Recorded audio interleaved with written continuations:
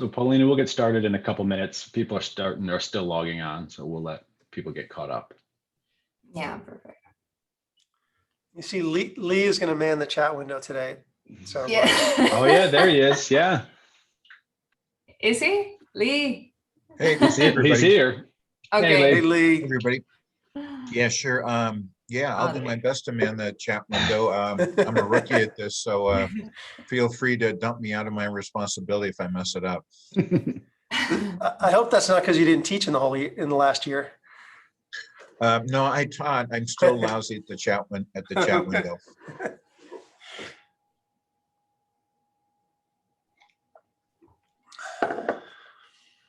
I'm going to try my slides and see how Please they do, work. yep. I've had a couple of issues with, they tell me that it's because it's an Apple, but sometimes they don't move actually if I put them in full screen, which is kind of strange. So can you see them moving? Yeah, they look good. Yep. Okay, excellent.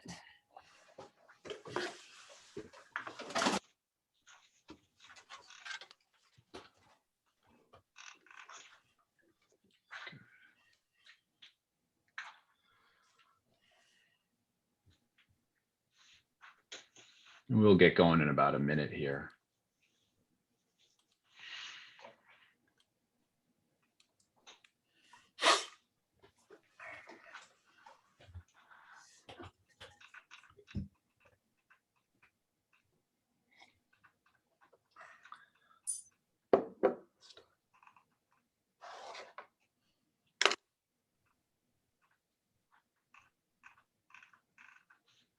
Okay, so let's kick this off. So we're happy to have Paulina here talking about Bretton Woods and the value of geopolitical stability. Leo Hanian is in the audience, so if you want to ask your questions by chat, you can do so, but we encourage you to just unmute yourself and break in like you would in a normal seminar and just interrupt and ask your questions. When we're done, we'll leave the stream open for more questions and comments. But otherwise, Paulina, you have an hour. You can go ahead and get started. Okay. So thank you so much for the invitation. We're happy to be here. This is joint work with Lee and with Diana Van Patten and Mark Wright. And of course, none of the views expressed here represent the views of the St. Louis Fed, the Minneapolis Fed, or the system itself. So here we're going to present a new take on Bretton Woods. So basically, when we look for papers on Bretton Woods, there are literally 25,000 studies per JSTOR. And they're focusing mostly on the effects of Bretton Woods international economic controls on global economic activities. But as we know, Bretton Woods was a huge package of controls that was ranging from fixed exchange rates to restrictions on international capital mobility to be able to sustain those fixed exchange rates.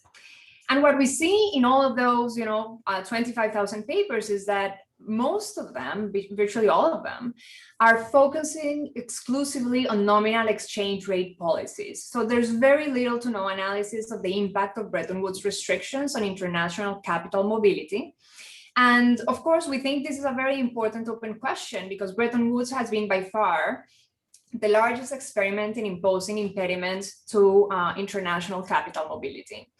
So what we're going to do here is that we develop a general equilibrium multi-region model in which we analyze the positive and normative effects of Bretton Woods, focusing on the impediments to international capital mobility. And specifically, we're going to be able to separate out the impact of Bretton Woods on international capital mobility from the effects that are coming from the fixed exchange rates. Okay, so we're going to be able to, disentangle those two things. And what we find is that Bretton Woods impediments to international capital mobility actually reduced world output. They significantly reduced US welfare, while they increased the welfare for Europe and the rest of the world. So then the question is why? So we interpret these US welfare laws as a cost of attempting to preserve international economic and political stability, And all of this is going to be based on the US international political goals that we see were present during the Cold War. So what was Bretton Woods in general, and what was kind of the context when this was happening? So Bretton Woods was, as I already mentioned, both impediments to international capital mobility as well as fixed exchange rates. It's kind of two sides of the same coin, right? Because it fixed exchange rates, and then they had to impose these impediments to international capital mobility to keep those exchange rates fixed.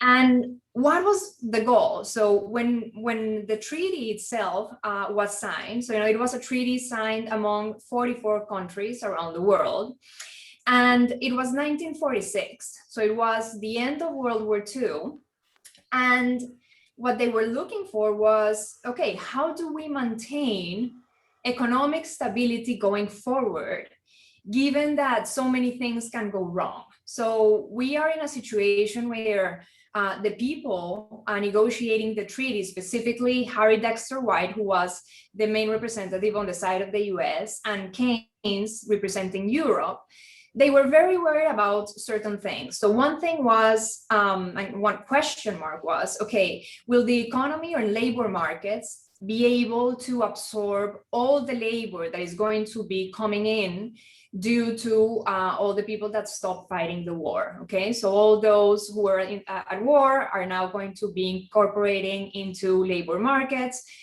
Will labor markets be able to absorb all of that labor on the one hand? Then on the other, there were many things that we know happened between World War I and the Second World War.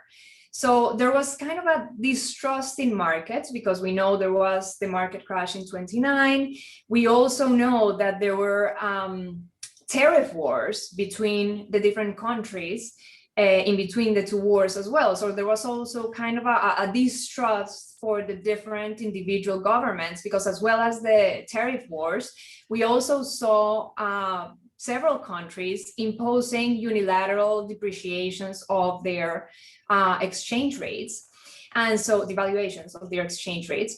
So they were basically figuring out, okay, how do we do to kind of prevent any crash that can come from just market forces, anything that can come from unilateral behavior of any particular government, and how do we, stimulate the economy to be able to absorb all of this labor force, because they had a very gloomy expectation of, what was to come after the Second World War. And so what they decided is that, and part of this worry, like when you think about the whole package of concerns that were present at the time, all of these concerns were going to include the fact that they thought if they didn't impose any impediments to international capital mobility or, policies of the sort, there was going to be huge capital flight from the rest of the world into the US. And that was worrisome for them, because they, on the one hand, their allies, they wanted Europe to reconstruct, and they were worried about Latin America and Asia losing a lot of capital as well.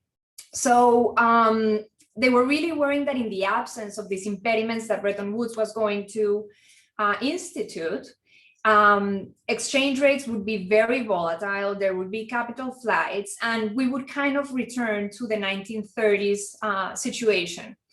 So basically, they were worried about the overall political stability of the world. So as you can see, this is an extremely complex agreement to try to think about, because it's not only complex from the standpoint of the types of policies that they were implementing to prevent capital flight and to prevent governments from unilaterally devaluating their currencies, etc. But from an institutional standpoint, it was also complex. So in order to be able to implement all these policies, the IMF and the World Bank were created. And they had two separate roles. The IMF was created to prevent speculative capital flows. And the World Bank was instituted in principle to reconstruct Europe. So to make all the transfers necessary for Europe to reconstruct. And while doing that, as I mentioned before, and I just want to kind of emphasize it, they implemented both nominal exchange rate controls and impediments to international capital mobility. So what we're going to offer here is that in order to be able to capture all of this complexity in one single model, what we're going to do is that we're going to apply the International Business Cycle Accounting methodology to be able to capture all the different policies of Bretton Woods within one or more distortions.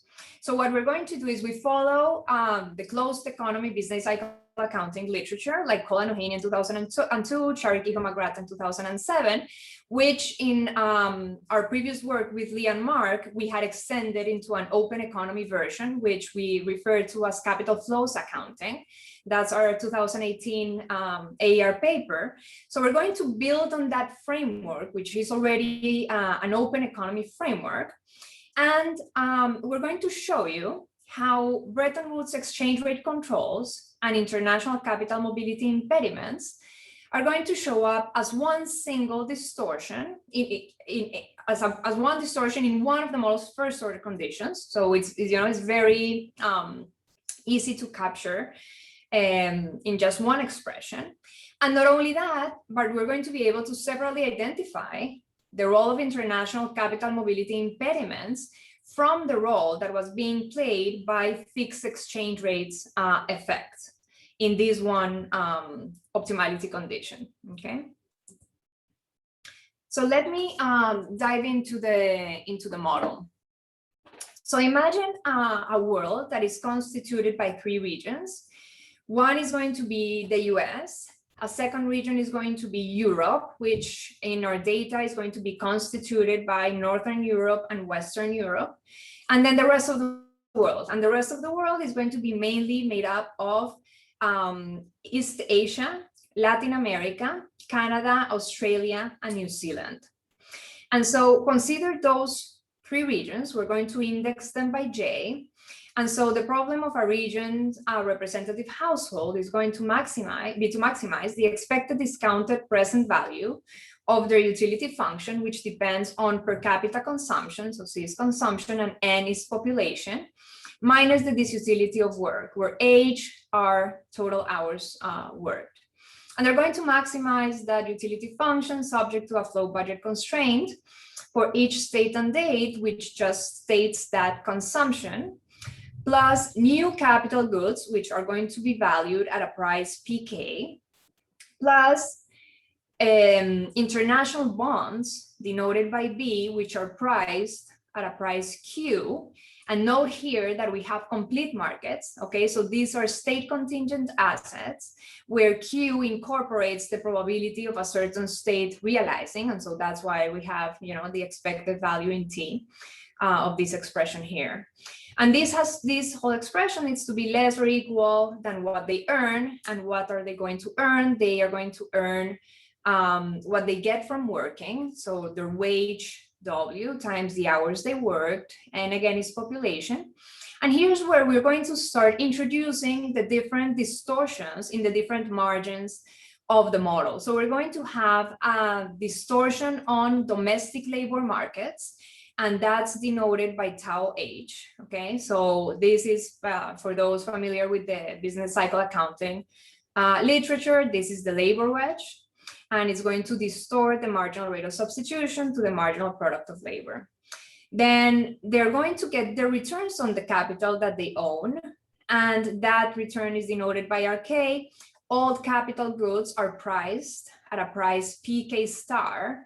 And note that there's a difference between the price of old capital goods and new capital goods. I'll talk about that in just a moment.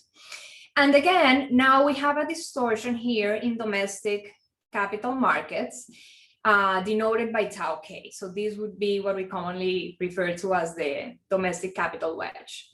And so these two wedges, right, the labor wedge or the distortions on domestic labor markets and the distortions on domestic capital markets are present in the standard business cycle accounting literature. They're closed economy dimensions. And what is new to our work is this distortion right here. So again, B are bonds or international assets. And here we're introducing a distortion, which, you know, I want you guys to think first about this overall distortion. It's a distortion on international capital markets. And that distortion is constituted by two different objects. So first, it's constituted by tau B star, which is a distortion that is isomorphic to a tax on your return to bonds. And we refer to this as the international wedge. But it's also constituted by this psi here that is specific to every country as well. And this psi is a portfolio adjustment cost. And the reason why it's here, and I'll talk more about it in a moment, is that note that even though we have complete markets, and we know that when we have models with complete markets, we don't have to have a specific way of, you know, closing the model, because we can pin down consumption from the ratio of or the relative consumptions, right, of one country to the other. But however, because here we have this international wedge that is present and is time varying, that international wedge introduces a non-stationarity in consumption in the long run. So we have to introduce this portfolio adjustment cost here, right, which is going to help us induce stationarity in the long run. I'll talk more about it in just a moment.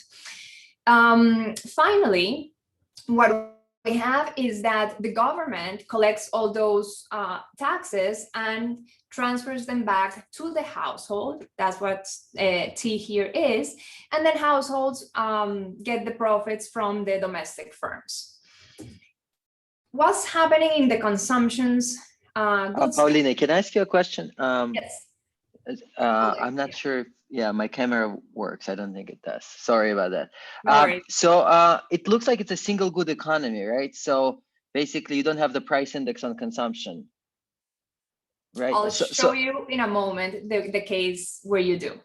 Right. Yeah. So what I was thinking is, when you have exchange rate, it would show up usually in a couple of places. One would be the intertemporal stuff, like you will have probably, right? And the other one is the between goods, right? And so in the real exchange rate and stuff. And so that could be an interesting source of identification, whether it's purely kind of intertemporal distortions or exchange rate as well. Absolutely. I'll show you that model in just a sec. So I'll show you both. Yeah, exactly. Yes, I'm going there.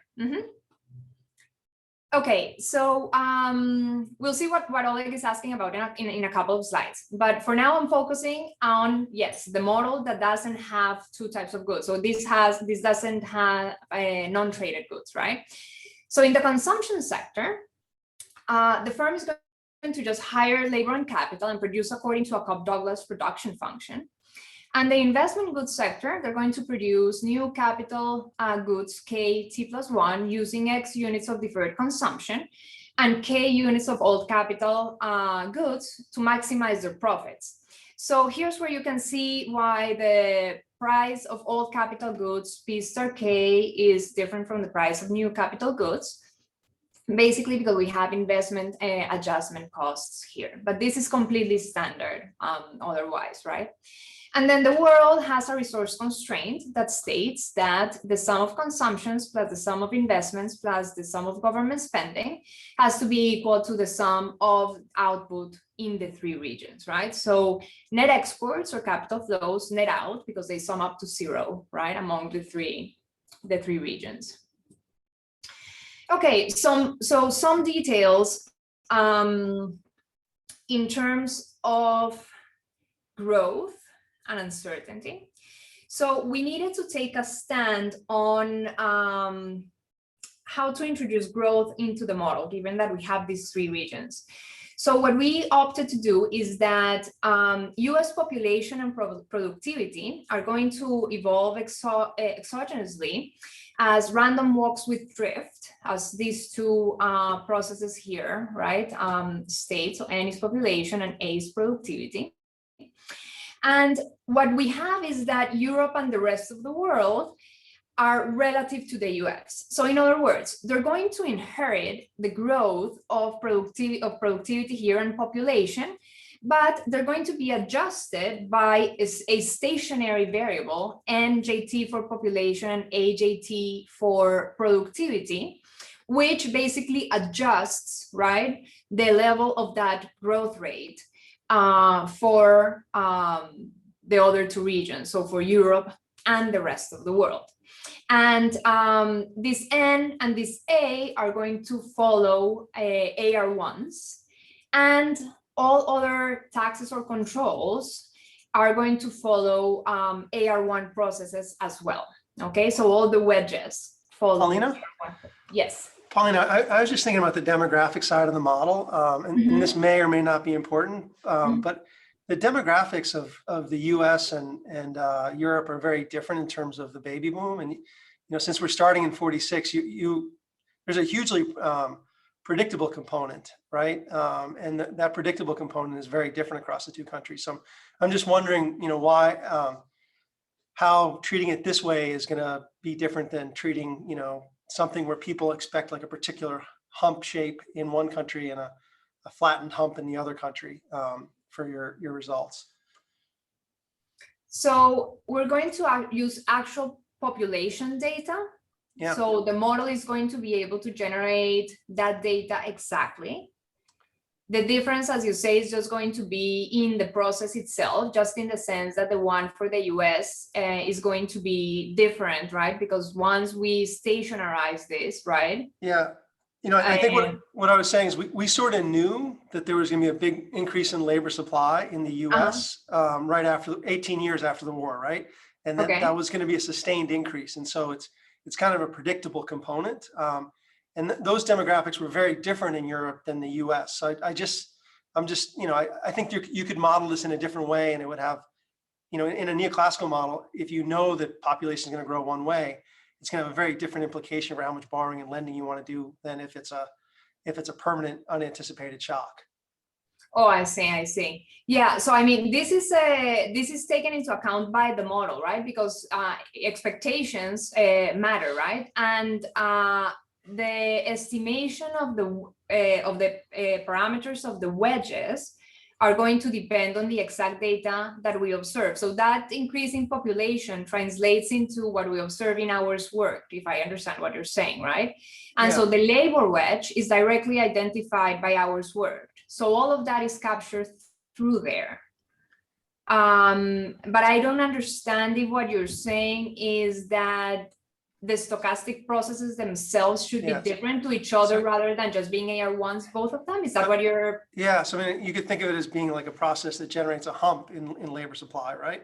And that's something where you would respond differently than if you could match the same time series, right? But the way your consumption would respond, your investment would respond would be very different to a hump, a shock, a different shock process. So this could be something that you could look into later on, but yeah, so we haven't considered having different stochastic processes for different wedges, but that's a good point. I mean, we know that when we recover the wedges, and then you can check what type of process they satisfy. The AR1 does seem to be a very reasonable process for them. But we haven't considered different processes for the wedges. Yeah, George, thanks for your comments. That's really good. We hadn't seen that one before. We hadn't thought about it, and I think the issue boils down to how well that random walk with drift process that we have projects forward, and that's something we can check. So does in 1950, do we kind of nail 1970 population, or how much do we 1980 population, which is when the baby boom is really coming of age and be able to enter the workforce. So yeah, that's something that I think we can easily check by just projecting that process forward, and then just seeing how much we missed. But yeah, that's a really good comment. Thank you. Okay, sure. Does Oleg? I think I see a hand up for Oleg, but I don't know if that was an old hand or a new hand. Sorry, I forgot to lower it. Yep. Okay. No worries, man. Okay, so So given what we just talked about, then we need to scale all variables by a stochastic trend in effective population. And that's going to be denoted by Z, like here. And after the trending, we're going to get a stationary productivity and population for the US. So we denote that by pi and eta. And those two are stationary. And the last thing is going back to what I was mentioning earlier. So to achieve stationarity in the long run in relative consumptions, we have to assume two things. First, we have to assume that there are no capital controls in the long run. So the steady state of the international wedge is equal to 0.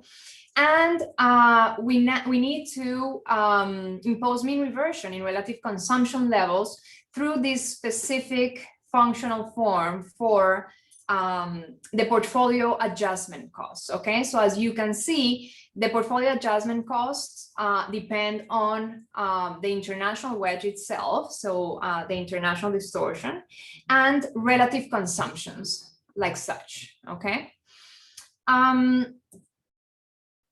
Okay, so this takes us to the optimality conditions of the model. So the labor leisure condition is standard, where the labor wedge is identified by the ratio of the marginal rate of substitution and the marginal product of labor. Then the Euler equation for domestic capital looks as such. We know that the domestic capital wedge is identified by the growth rate of consumption, population, return to capital, and the relative price of the capital goods. So investment adjustment costs basically will be here, right? But what I want you guys to focus on today mainly is the Euler equation for state contingent international assets. So that's the equation here. So basically these states that are international distortion here is going to be identified by the growth rate of per capita consumptions here on the left, okay? And so what we argue is that the tau B star represents impediments to international capital mobility that actually change incentives or opportunities to buy and sell foreign assets, right? Because it affects the way that consumption is smoothed out over time, okay? So this is the model, as Oleg pointed out, this is a model without non-traded goods, okay? So up to now, I've shown you that what we argue is that this tau B star is going to represent those impediments to international capital mobility.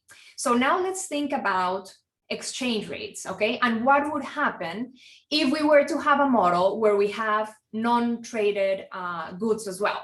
So now we think about this as, this is basically Bacchus-Smith meets our AER 2018 framework. So basically, just think about the same model that I showed you before. So we still have the three regions. The representative household is going to maximize the same utility function. Now, the difference is that now we don't have only one type of good which is tradable, but we have one tradable good and one non-tradable good.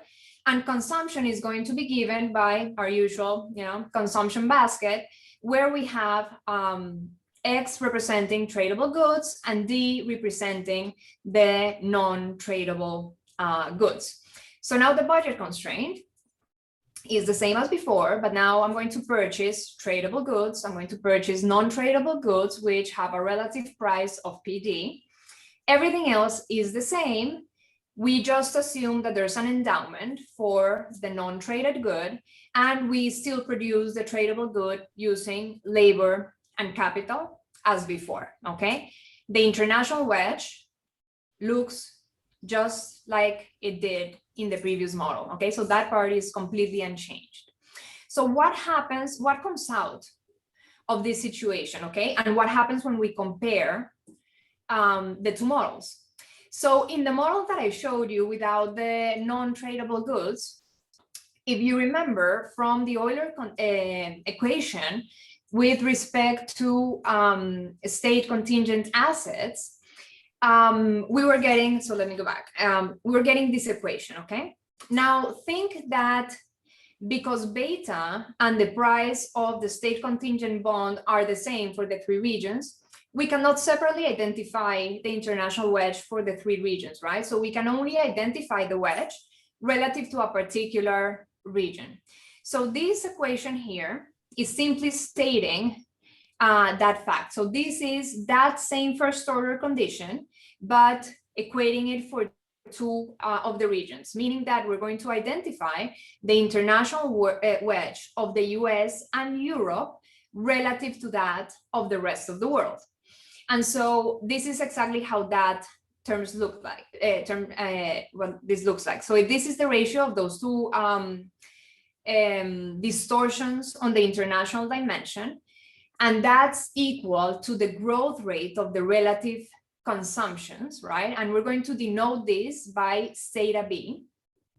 And what comes out of the model with the non-traded goods that I showed you a second ago is the following equation. So if you take just, again, the Euler equation with respect to state contingent assets in the model with non-tradable goods, this is what you're going to get. So note the following. This equation contains the first two terms, these first two terms over here, right, are exactly the same as those two terms that identify fully the international wedge in the model without non-traded goods. The difference is that now, as Oleg anticipated, we have the exchange rate effects. So we have this term here. Sorry, I'm like really bad at highlighting stuff, with my mouse. But this term here is just the exchange rate effects, right? Because we can define the exchange rate Q RT, so of any country or any region relative to the rest of the world, as the ratio, right, of these two prices. So the distortions in the international front that come out of the model with non-traded goods are equal to what comes out of the model without the non-traded goods plus one extra term, which depends on the exchange rates. And what happens is that these terms are multiplicatively separable between the capital mobility component and the exchange rate component, okay? So this is really great because we can actually quantify the contribution of the capital mobility impediments and the exchange rate effects separately. And something that we're really interested in is, okay, are these two components uncorrelated? Because if they are, we can just take the component of the international capital controls and go with that, right? So we can test that using the data, okay? And so using consumption data and population and exchange rate data, we can run a regression of the log of the international capital controls, so the first term here, on the log of the exchange rate effects, which is the last term here. And we find that there's an R squared of roughly 0. So they're basically uncorrelated, okay? So given that they turn out to be uncorrelated, we argue that this allows us to focus on the model with non-traded goods, where the international distortion is fully identified by just the international capital controls, okay? Sorry, it highlighted the whole thing, but you guys get it. It's just this term here. And so like that, we're going to be able, this allows us to identify the two effects and just focus on the one that represents just the international capital controls. So moving forward, we're going to focus on the model that doesn't have the non-traded goods and where the international wedge is fully identified by this term over here, okay? Paulina, one more point here. So yes, it looks like Dorian is not, so I'm kind of going to represent Dorian, I guess. So she had this very nice AR paper about 10 years ago where she was identifying separately kind of like the financial distortions and the trade distortions.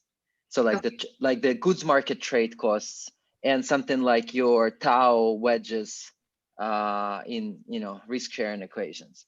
And so she had a method of quantifying it. And so she was using, it's kind of interesting that she had to use more the trade equilibrium equations, right? Something like a gravity equation, how countries trade to get at the both the risk sharing wedges and the trade cost wedges. It's interesting that you can identify it just by looking at risk sharing without looking actually at the trade flows.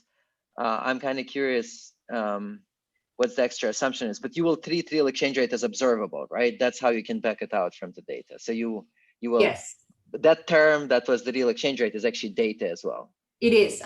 Exactly. Yes. So we have we collected data for all of our countries and constructed. Yeah.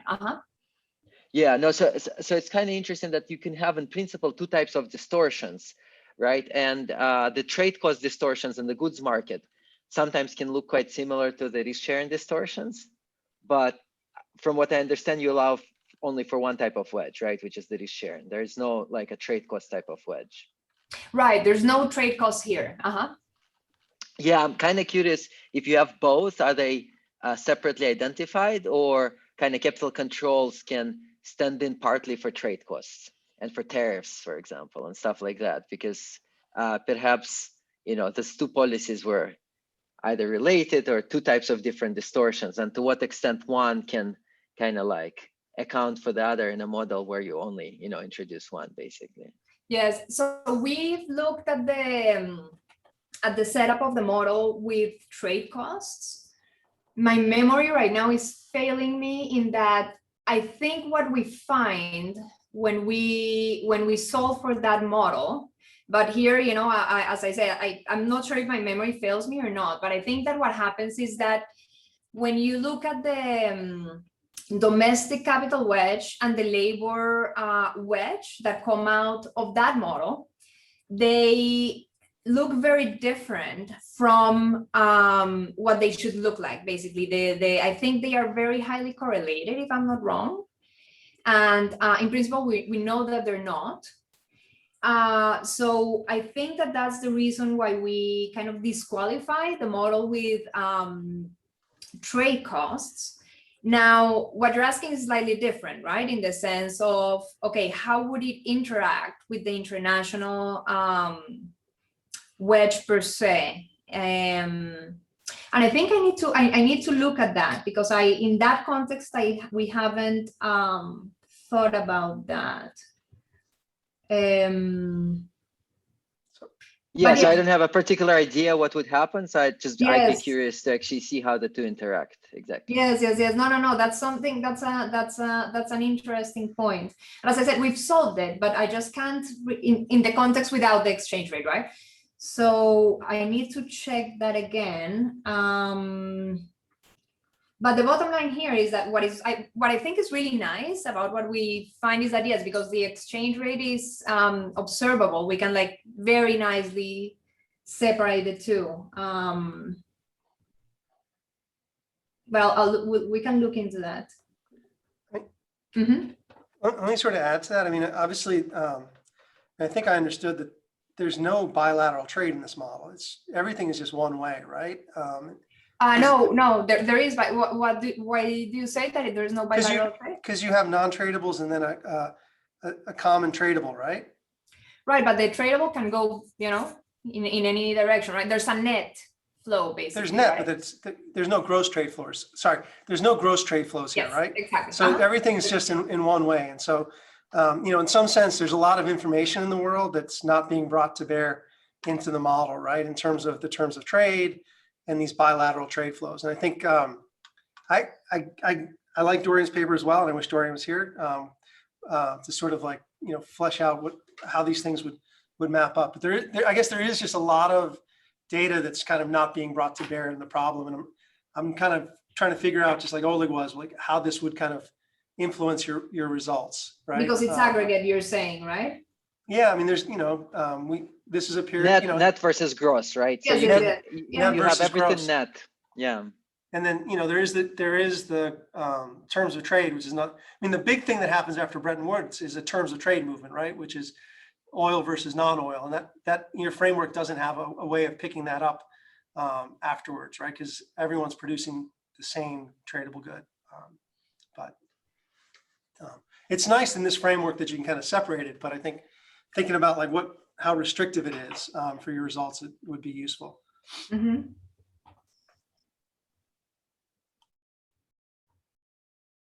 Yeah, that's I mean, at the end of the day, to some extent, I mean, we do care is about the net flows, right? In the sense that we want to know, you know, in the aggregate, where did they end up flowing? But that's something that, yes, it's a good point. It's something that we have to think more about.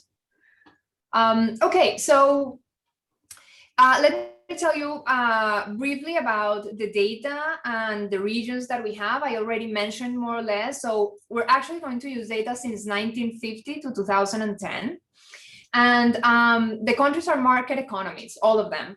So if any country is a non-market economy, we won't have it in our sample. So for example, China won't be in there. India won't be in there because of the lack of data. And so we have the US. For Europe, as I said, it's Northern Europe and Western Europe. And for the rest of the world, I already kind of mentioned as well who's in there. Our data includes roughly 75% of world GDP as of 1950. So we're, you know, doing pretty well in terms of encompassing as much as possible. And our data sources are OECD data, the World Development Indicators, the WTESI, supplemented by Mitchell in 2001. And then we have several other, you know, country-specific sources, especially for hours worked and the such. And okay, so the data that we're going to use to identify everything is data on output, consumption, hours worked, investment, population, and net exports. So we're going to use net exports as capital flows. So how are we going to solve this? We're going to actually log linearize around the steady state. Is going to be a second order approximation because we're going to do welfare calculations. And we basically set parameters governing preferences, production, adjustment costs. They're completely, you know, standard from the literature, basically. And the parameters that are unknown for the stochastic processes of the wedges mainly, we estimate them using maximum likelihood. And the Kalman filter we use to uncover the unobserved wedges and to pin down initial values of state variables. So note that we use investment data, we don't use capital data. So for that purpose, the Kalman filter estimates the initial value of capital, and it's constructed inside the model using the perpetual inventory method.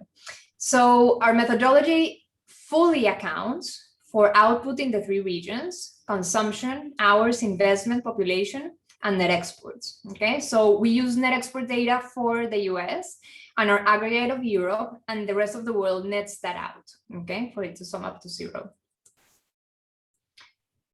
So here's how capital flows looked during that period. Okay, so what I want to highlight here is the following.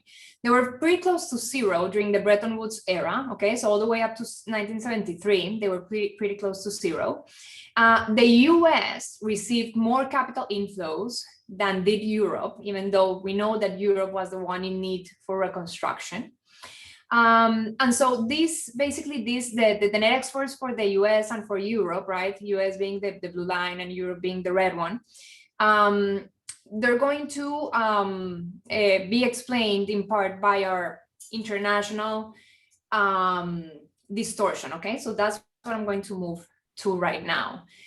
So if you remember, sorry, Paulina, just a quick comment related to our previous discussion. So if you go to the previous figure, it kind of doesn't suggest a massive change in the 80s, but if you look at gross flows, there was a massive change in, you know, slope of gross flows around 1980s.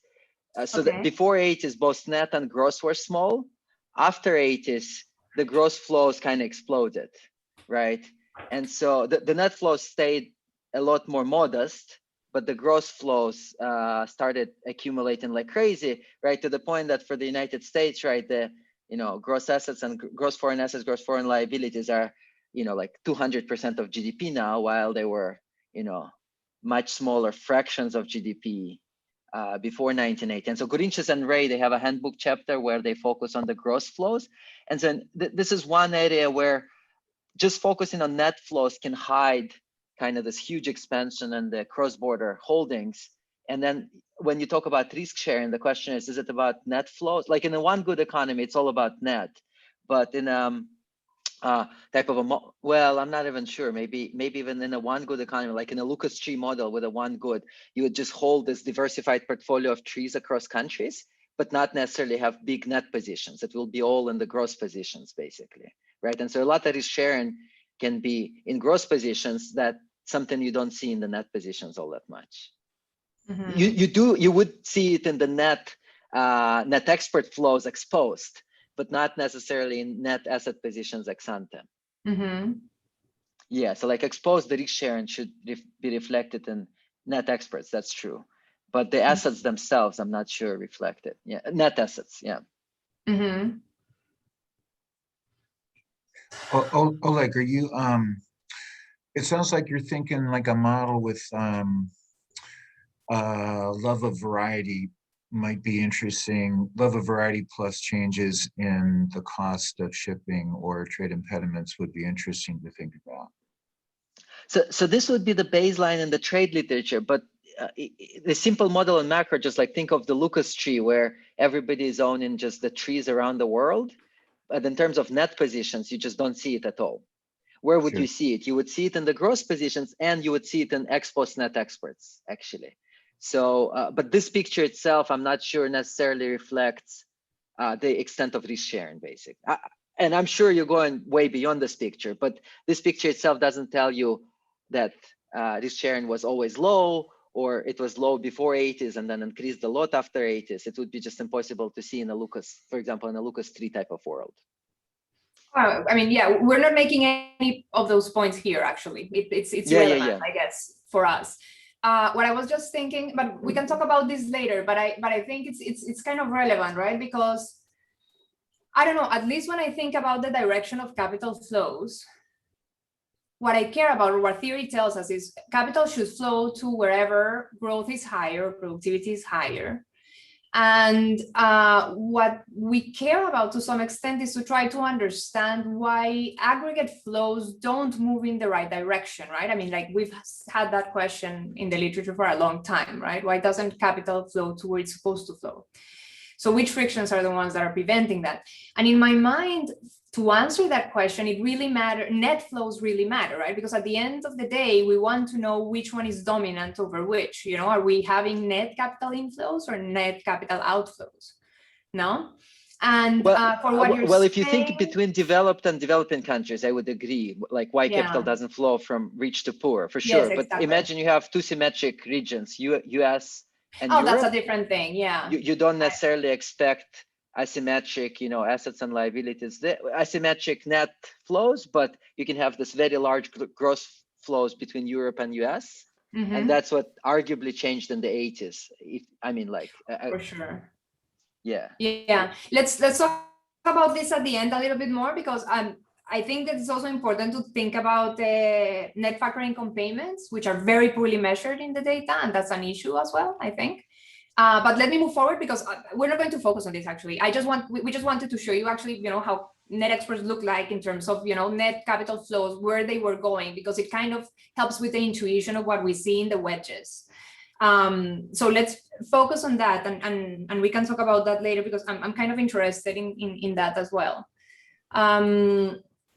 So if we go back to thinking about the international wedge, okay, that I showed you.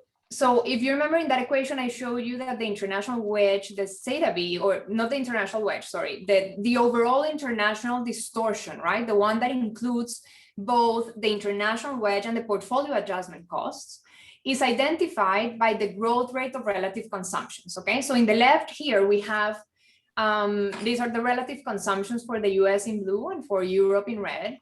And basically on the right, what we have is, in the dotted lines, the growth rate of what we have in the left panel, okay? The solid lines are the Hodrick and Prescott filter of those dotted lines. The only reason why we plot that is because the dotted lines are very high frequency, very choppy, kind of hard to see the level. So the point that we want to make is that during the Bretton Woods era, if you see, right, they're clearly above zero. A distortion that is above zero represents the fact that it's cheaper to borrow from abroad. And then after 1973, it's pretty much around zero, right? So if we just, from looking at it, it kind of looks like this distortion is overall different, both in level and volatility before 73 and after. So we wanted to see if that was the case, okay? Because this is basically the distortion with which we are arguing that we are capturing the effects of Bretton Woods on the international dimension. So this is how the relative wedge looks like. So if you take the ratio of those two dotted objects that I just showed you, this is how it looks like. And this is the relative wedge of the US to Europe. Prior to 73, it's the dotted blue line. After 73 is the solid red one. You can see that in terms of the mean, there's a different mean, as I pointed out earlier. So it's much higher in the Bretton Woods era. And when we look at the volatility, so if we take the variance of the 1950 to 1972 period over the variance of the 73 to 2006 is 1.56. So 56% higher in the Bretton Woods era. If we test for Markov regime switching in a model where we let the year of the break be endogenous, we actually find the year of a break to be 1973 exactly. And it turns out that it tells us that there is regime switching both in terms of the mean and the standard deviation of this wedge, okay? And it's all statistically significant to 1%. So what we argue is that, well, the international distortion overall does capture the Bretton Woods era in the sense that it behaves very differently from 1950 to 73 and from 73 onwards. So the way we're going to proceed is we're going to say, okay, we have this international distortion. It seems to be really capturing this change, this structural change that happened in 73 with the end of Bretton Woods.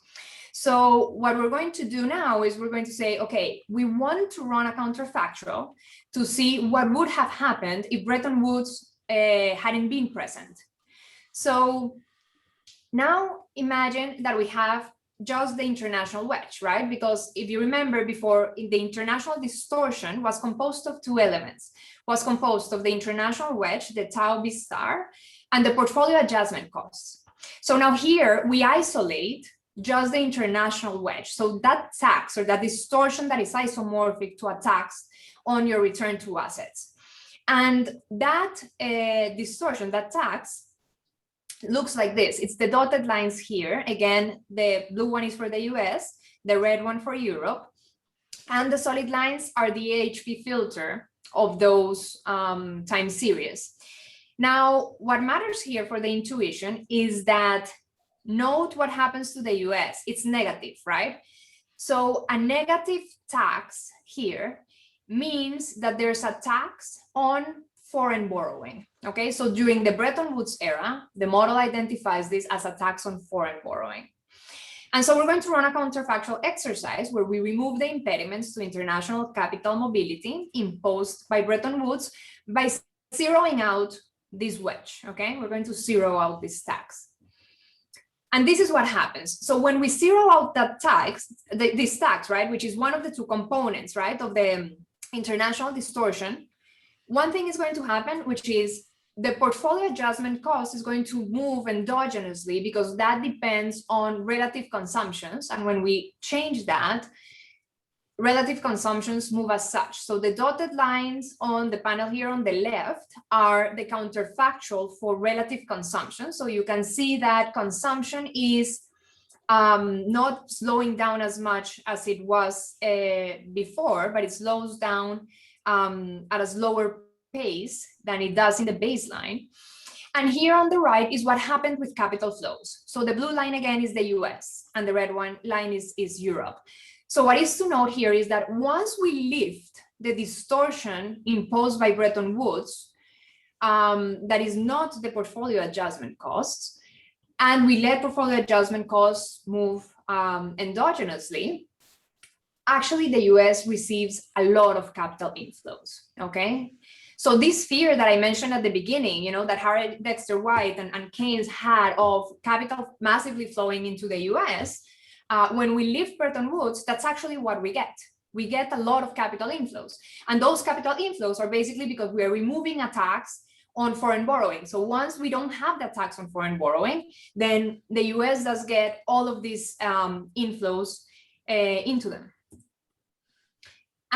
This basically shows you what happens with consumption, output, hours worked, investment, and capital.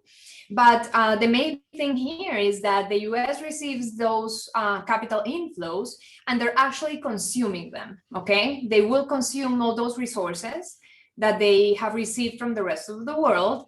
They start working less, and although investment remains very similar because they're working less, output drops as well. So they have lower output, and what they're doing is that they're substituting that output, those local resources for consumption from foreign resources, and they are consuming them here.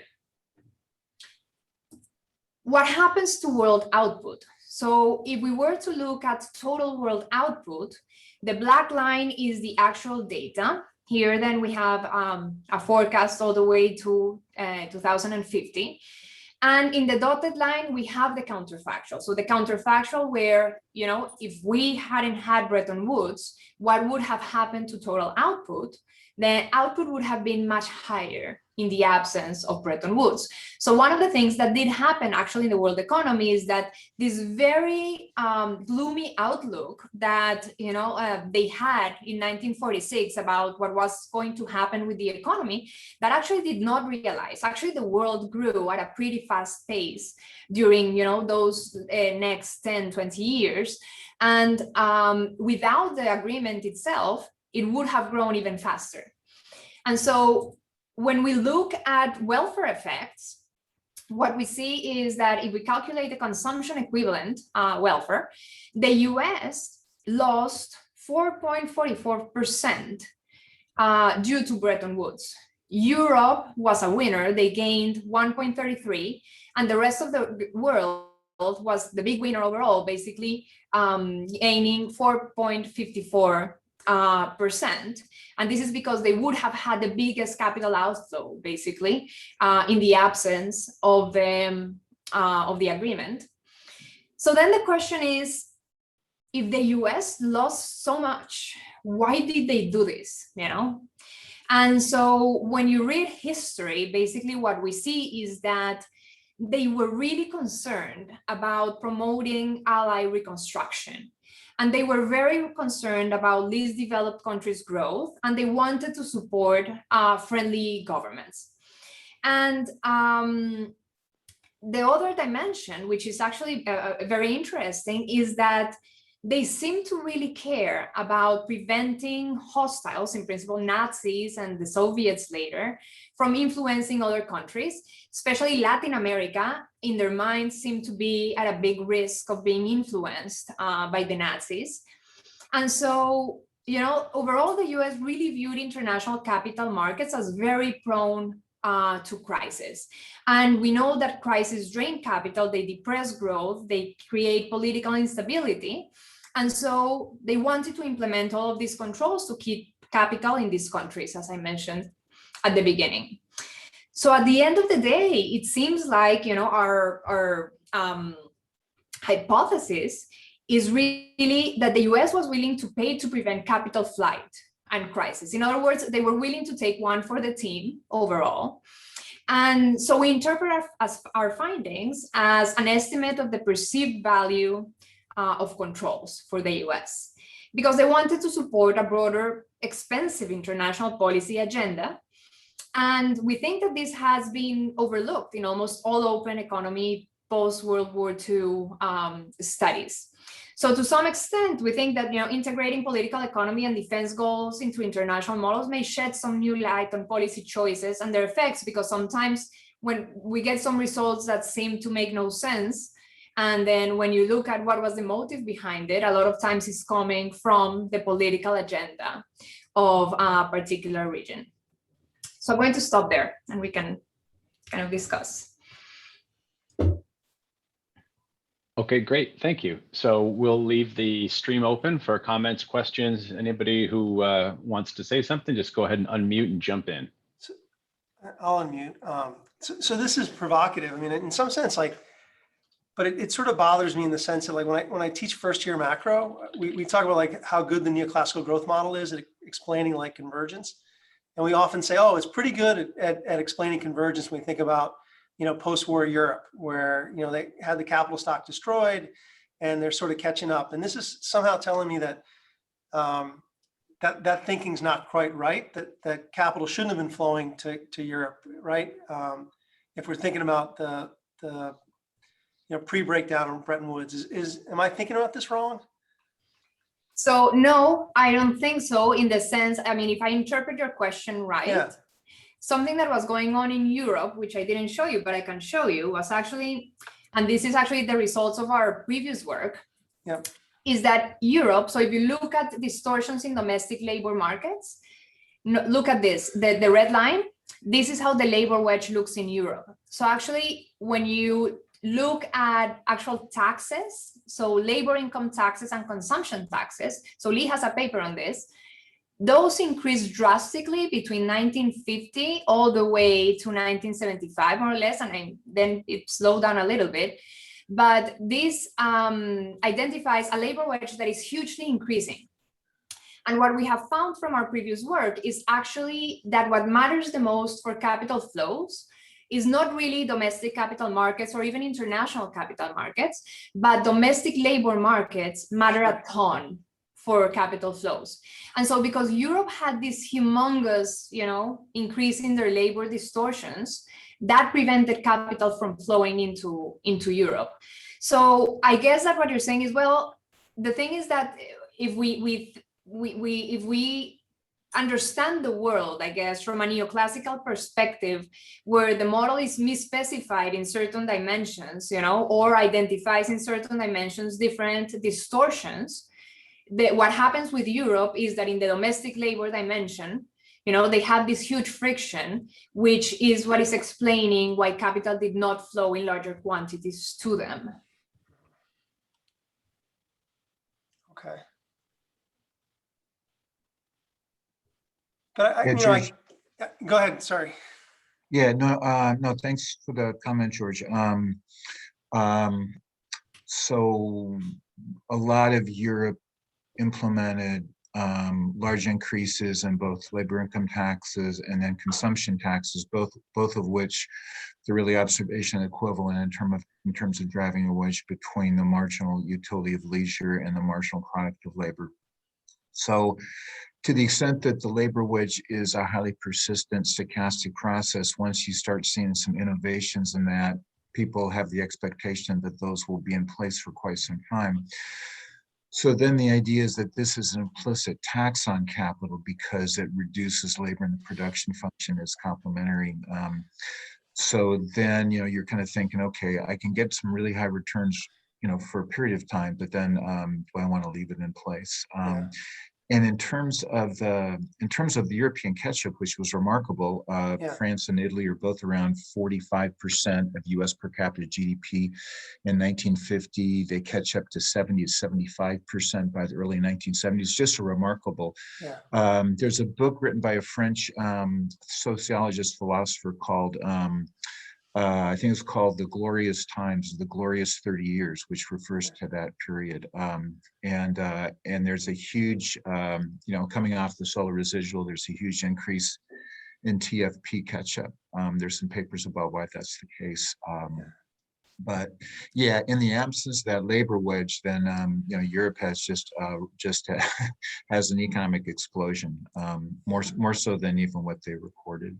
And there's a King Rebello paper in the AER from about 1993 that's that I often teach in first year about about that issue. Yeah. Okay. So I was going to say something. So this paper proves Trump is right, that we've been taken advantage of for this whole time, and we need to really implement America First policies, stand up for ourselves. But seriously, so so the IRBC model has all these problems, and is the way you guys are thinking about this that, like, if I see a break around Bretton Woods, there might be that that wedge might be picking up all the problems with the model when confronted with the data. But if I see a break vis-a-vis around that time, then that is reflecting, you know, the capital wedge that you guys want to talk about. But do you see what I'm saying? Like because like everything's riding on this risk sharing regression, and we kind of know. I mean, going back to like Dave's stuff is like it's just super problematic. And so how just like help me interpret this like exercise? Yeah, so I think to some extent what we argue in our work is that these wedges can be interpreted in a structural way. To the extent that when we go out and compare actual policies that were implemented during this period and compare them to our wedges, they line up remarkably well. So for example, if you look at measures of international capital impediments, so the IMF has some of these measures, and you compare the index, you know, of how many, you know, how strong, I guess, in some sense, where the policies that were implemented to impede international capital flows, they line up really well with our wedge in the sense that that break that you are referring to and that we emphasize so much, right? We see that, you know, between 1950 and 1973, there were, you know, like big impediments measured by this index, and it starts going down exactly in 73. So it's not just about, I guess, the fact that we measure that in the wedge and we see a structural change, you know, which is a statistical, right, argument. But once you go and compare the wedges with actual policies, they line up remarkably well, you know? So we argue that based on that they are capturing, you know, these changes in policies. And so, you know, based on that is that we make the argument, not, I guess, like just out of nowhere, I guess. I mean, I don't know if Leo has anything to add. Yeah, no, Paulina, yeah, thank you for that. And Mike, thanks for the comment. One more comment on what this model delivers in terms of observables. I gave this paper at Rutgers a couple of weeks ago. Eugene White's an expert in French economic history, and he talked about large changes in France's domestic capital markets, including kind of bank nationalizations and then liberalizations. At one point, we looked at the French capital wedge, which is observation equivalent to a tax on capital, you know, distorting the return between the suppliers of capital and the demanders of capital, and that has sort of a pattern in terms of volatility that's consistent, at least according to Eugene, with what happened in France. I totally understand the initial incredulity of looking at such a really, you know, simple model with you know, a little bit of hidden impediments between the normal first order conditions, which in principle could be a lot of different things. In this case, a nice aspect of what the model delivers is that capital wedge appears in just the one equation. And so, you know, so we can look under the hood to a certain extent, correlations between wedges. You might think that liberalization of domestic capital markets could have coincided in different ways with controls in international capital markets. So that's something we can look at. You know, there's limits to what we can do in one paper. Obviously, that you could almost see this kind of thing being almost kind of a, you know, a book project: general equilibrium, global economy, you know, post World War II through Bretton Woods, and then you know, marching forward. So yeah, we hope people pick up on this, because I think there's a lot more work to be done. And this is work in progress. So you know, we're definitely going to do more on this. But I just sent in the chat. We really appreciate the opportunity to present. It's great to see so many old friends, and including people like George and Kim, who weren't, you know, my advisees, but I had the pleasure of being colleagues with at the time they were grad students. Yeah, I know we've gone into overtime. I'm happy to stay on. I don't have anything until 1:30 my time, so another 20 minutes. But thank you for all the really good comments. We're going to be looking into those. Yeah, I was happy you said first year macro, because that's what I took from you. So it's I'm so, glad I didn't. I'm glad I didn't totally screw it up and send you off into another field. So this is like I mean, it's really interesting. I mean, in some sense, like you could sort of say, why did the U.S. choose Bretton Woods instead of a bigger army, right? Like, I mean, we could have held everything together by just investing with a bigger army. Would that have been a cheaper way to do it, you think? yeah.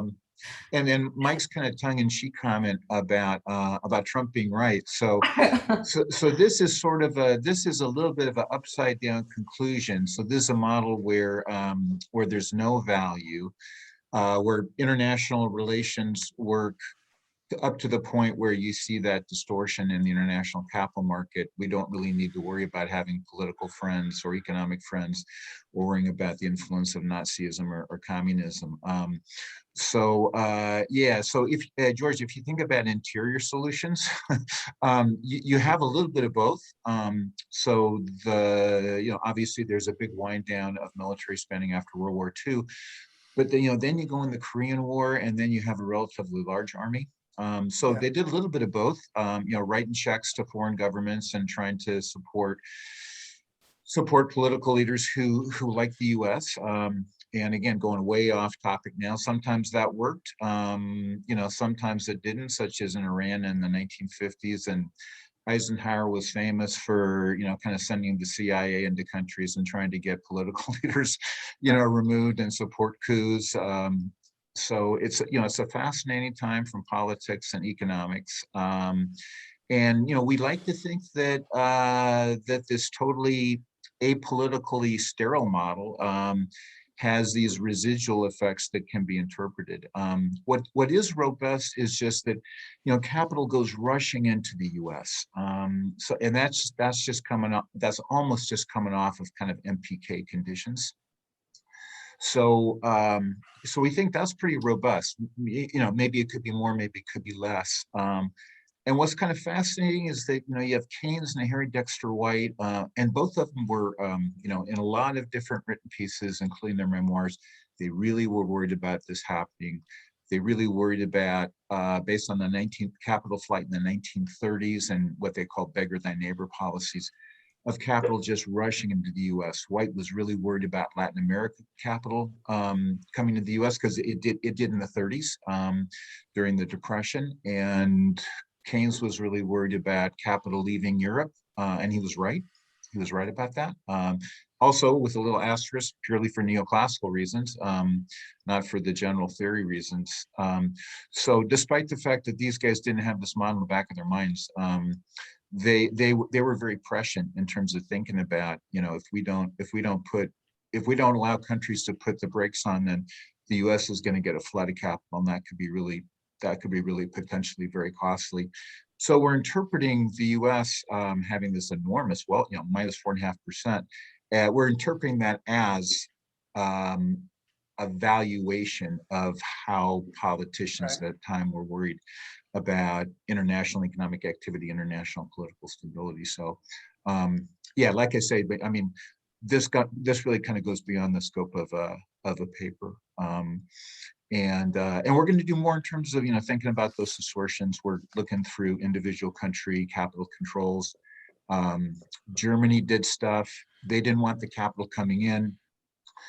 UK did stuff. They didn't want the capital leaving. So we can look at the individual country level experiences. It'll probably be one of those things where there'll be like a 50-page appendix, and maybe 10 pages gets into the main paper. But yeah, I just wanted to emphasize that these MPK issues and really the productivity level gap at that time between the U.S. and these other regions was really an important driver. Paulina, do you have the slide that shows the productivity levels in the regions and then how that catches up? And then George, we'll have a visual there for how that works. I don't know, Wow. Paulina, can you make that any bigger? Is that possible? Yeah. I don't know, because it's the full. No.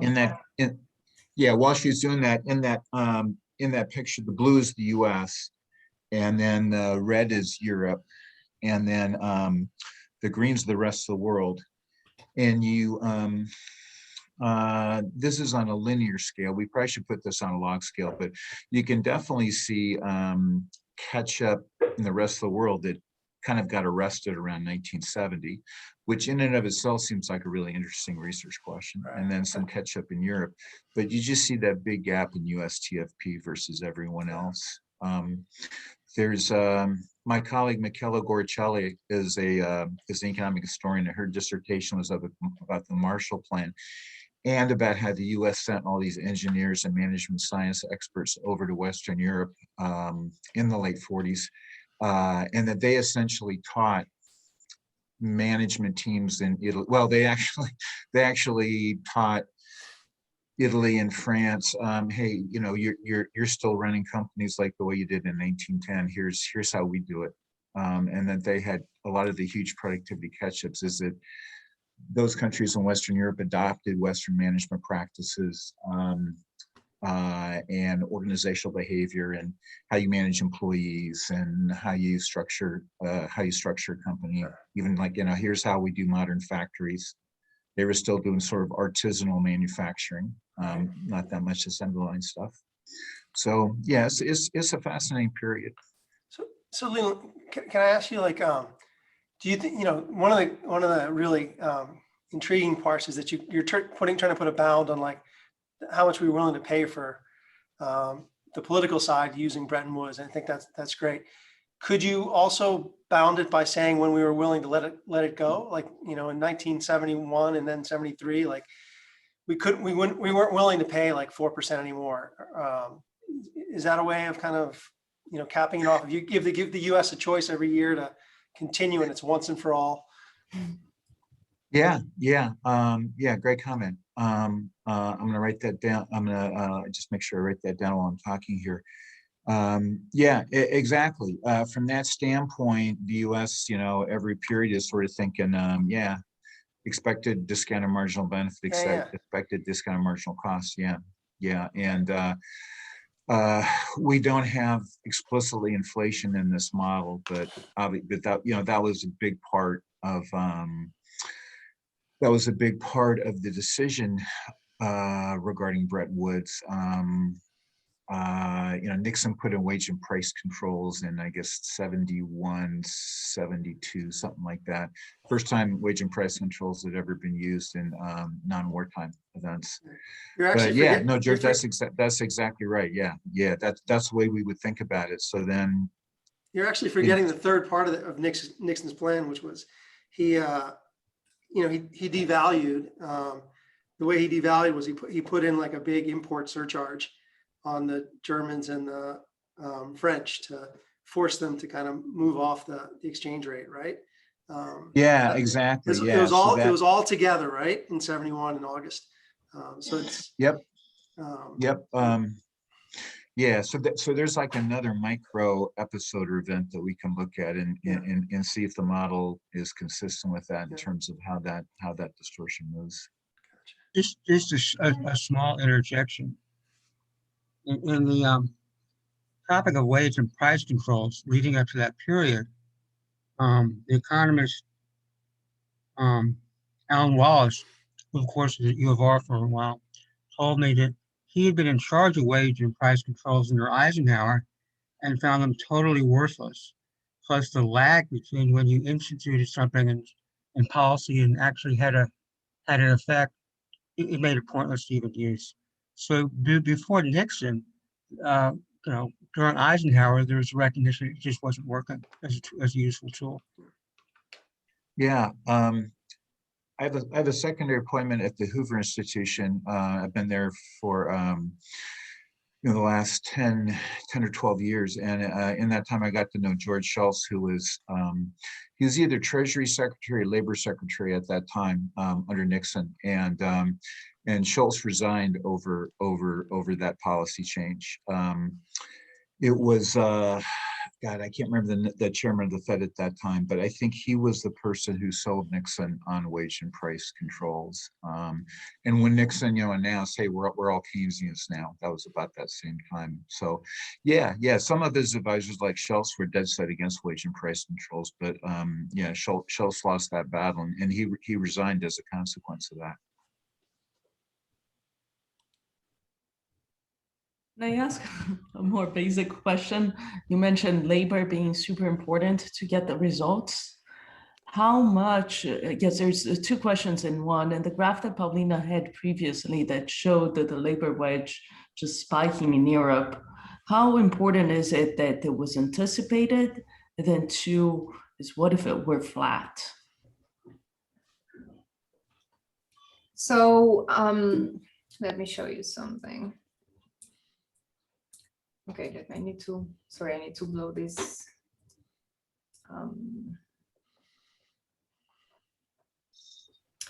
So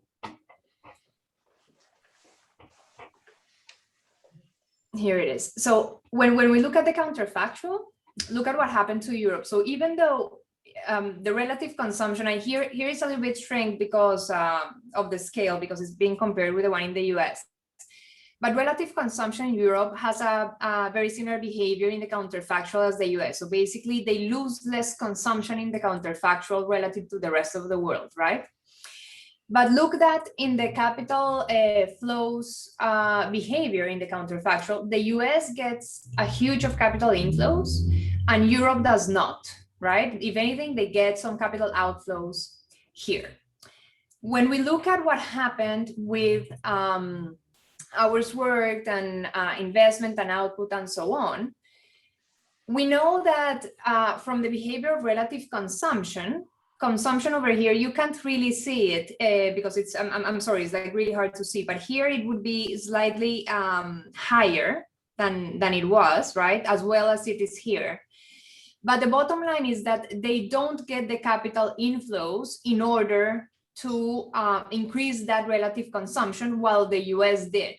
What Europe does instead, in order to be able to increase that consumption, is that they slightly increase hours worked and they increase investment to increase output, right? So they start producing more basically to be able to satisfy that increase or, lower, decrease in relative consumption to the rest of the world. And so the reason being the labor wedge, sorry. So the reason why they don't get the capital inflows that the US gets is because of that increase in the labor wedge that they have, basically. So we see in the counterfactuals here, basically, the two regions have two ways of increasing relative output, right? They can either import it or they can increase their output to increase their consumption, right? And so because of the difference in the labor wedge between the two regions, we can see that the US imports the resources to increase consumption, while Europe instead doesn't import the resources because of that labor wedge that is very big, and they have to resort to actually working a little bit more, even though they have the wedge, and producing more in order to increase that consumption. So that wedge is very important there in terms of determining whether, at the end of the day, you increase consumption through borrowing or you increase consumption by increasing your output and working more.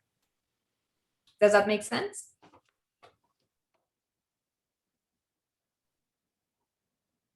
It does make sense.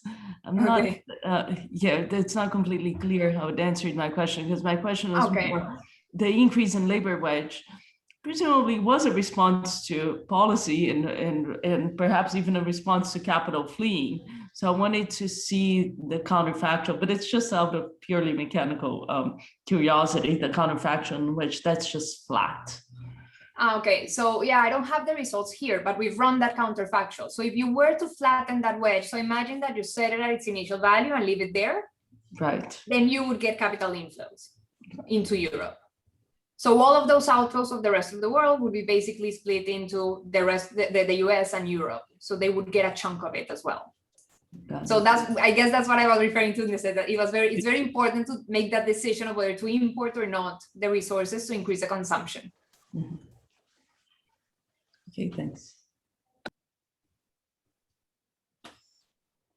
Everybody, I got to go to another meeting, but it's great to see everyone. Thank you, Good seeing George everyone. and Kim. Thank you so much Yeah. for inviting us. Really appreciate the comments, and great to see everyone. Thank to see you. you I'll too. catch up with Paulina after and get the rest of the feedback. Stay well, everybody. Sure. Hey, Paulina, can you hold on a second? Yes, of course. I had like two, great job. I mean, I have two questions. One was like, and you may not know this because we lost our historian. Not that you're not a historian, have so much history, but like, did people look at the, recovery from World War I and say like, hey, we want to do things totally different? Because we ended up in the 1930s. It seems like a little bit like, yes, it seems like the 20s were really good though, right? So like if you're discounting, you might want the 20s and then up to 29. Then you deal with the 30s when the 30s come, right? But so was there? I mean, is this the same playbook as 1919, or is it a totally different playbook? No, so I mean, from from everything that I've read, it does seem like. So my impression, I guess, how you always tend to remember bad things more than good things. Yeah. So I guess, it's something like that, because it does seem like they were very worried about, something like what happened in 29 happening again, then the capital flows from Latin America to the US in the 30s, and, the unilateral decisions of the governments that were made in terms of depreciations and devaluations and quotas. So to some extent is that they seem to be remembering only the bad things that happened in between the two wars, is my sense. I mean, that's weird, because there was obviously like a big debate coming out of the World War I that Keynes was part of as well, where it was all about like how big of reparations to impose on the Germans, right? And and I don't know. I mean, it's just it would be useful. In the end, we're all empirical, and we sort of are going to go and look at the data and sort of try to figure out like, that's our first best guess is what's going to happen. Even though we have a model in our head, that's the first place to kind of look. And so it just seems weird if we would.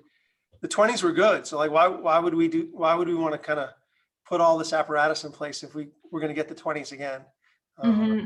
No, I agree. I mean, what you read is that they had a very gloomy view of what was coming somehow. Sure. And so I think that's a very good, that's a very good question. I mean, it's a shame that Lee left, because he would have known much better probably what they thought about the 20s. But no, I mean, that's a completely valid question, because it doesn't show up actually when you read, like their discussions and their memoirs and what they were thinking. It was very gloomy, like what they thought was coming. Yeah. And so yeah, that, I mean, my only explanation is just what I said, I think that in general, we all tend to remember bad things more than good things. So I don't know, because that's what happened, right? At the end, it's something very similar. The world grew pretty well, in that period. And I mean, it grew really well for 25 years, where before it only grew well for 10 years. So I guess they did something better the second time around than the first time around. Well, right, so. I mean, our results say otherwise, right? Because, our results say that if we look at the, output, this is how it would have looked like, right? It would have been much higher all the way. Yeah, but the thing, again, like, you have to also say like, we ended up in another world war, right? I think that was probably the thing that they were most worried about, is getting us off on a path that ended up in like this third world war, right? It could be. So I mean, that's got to dwarf, the 4% gets dwarfed by another 5-year war, right? So it's, and a lot of economic policies in that period are, let's kind of push for integration that will, make sure that these countries don't do it again, right? Right. So. No, that's true. I mean, like of course, that's completely outside of the model, right? From a political standpoint, what would have happened if they had not implemented any of that? Had we end up in a third world war? I don't know. Yeah, it's. No, and the Europeans always were going to war, right? Like, it's not, I mean, they were, it's just that the US was only in the last two of them. But it always would happen. So you could probably even extend your model to allow for wars happening every 30 years. Yeah. No, yes, that's totally fair. Let me stop the recording since I'm completely not making sense.